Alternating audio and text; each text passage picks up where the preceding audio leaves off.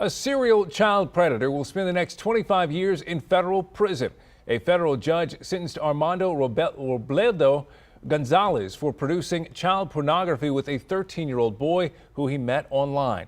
Gonzales is already serving time for abusing a 15-year-old. Before that, he was convicted of sexually assaulting a 10-year-old.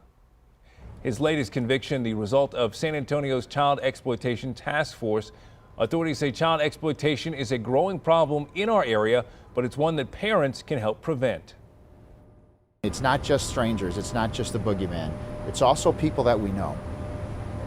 And parents have to be very careful with what are their children doing online. Who are they talking to? Who are they texting with? Bexar County most recently joined the task force. So far, 40 of its 64 cases have been investigated, including Gonzales, have led to court action.